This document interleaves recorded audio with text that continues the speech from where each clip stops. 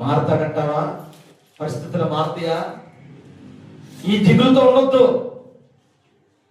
మనల్ని మార్చేవాడు, మనల్ని మార్చడం మన పక్కన ఉన్నవాడు మార్చడా? మన జతగాళ్ళ మార్చడా? ఎవడు మార్చడా? మనం చేసిన పని అంటే ఆయన మారుతాడని మనం ఉండకూడదు. మనం ఏం చేయాలి? కృతజ్ఞత అర్పణలు అర్పిస్తూ కీర్తనలు పాడొచ్చు. ఆనందం నీలోనే, ఆధారం నీవేగా, ఆనందం. ఎన్ని ఎక్కడున్నాయి? వద్ద కూర్చున్నాను. ఎన్ని ఎక్కడున్నాయి? అక్కడే కూర్చో. ఎన్ని ఎక్కడున్నాయి చెప్పండి. ప్రభు సన్నిధిలో, ప్రభు సన్నిధి మనలో ఉంటే ఇవన్నీ మనలో ఉంటాయి. అందుకే దేవుడు ఏమన్నాడంటే అపోస్తలుడైన పౌలు ద్వారా మీరు దేవునికి దేవాలయమై ఏమైనా ఉంటారు.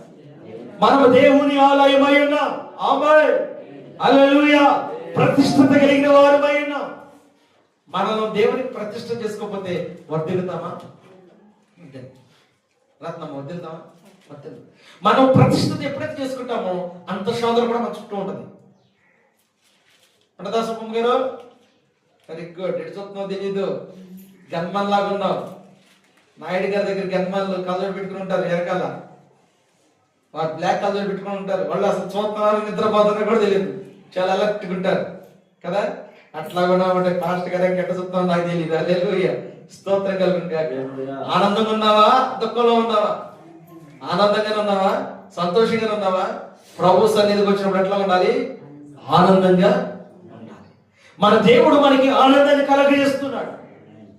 మన దేవుడు ఆయన మందిరంలో మనల్ని ఎందుకు నాటాడంటే ఆనందం లేని మన బ్రతుకులకు ఆనందాన్ని వచ్చడానికి ఆయన ఆవరణంలో మనల్ని వర్ధిల్లట కొరకు తీసుకుని వచ్చి నాటపడే వ్యక్తిగా చేశాడు. స్తోత్రం కలుగును గాక.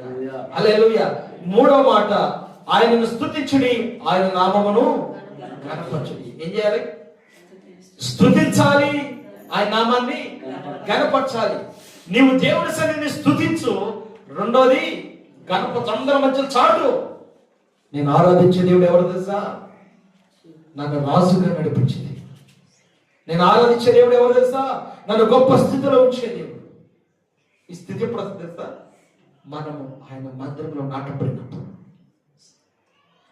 మనకి ఆశీర్వాదం ఎప్పుడు తెలుసా? ఆయన మందిరంలో మనము ఆయన ఆవరణంలో తిరుగుతున్నప్పుడు. హల్లెలూయా. ఆశీర్వాదం కావాలా? శాపం కావాలి? ఇప్పుడు మనకి వర్ధిల్లటం కావాలంటే మనము దేవుణ్ణి ఏం చేయాలి? కీర్తించాలి. చెప్పండి, కృతజ్ఞత కలిగి ఉండాలి, ఆయన స్తుతించాలి.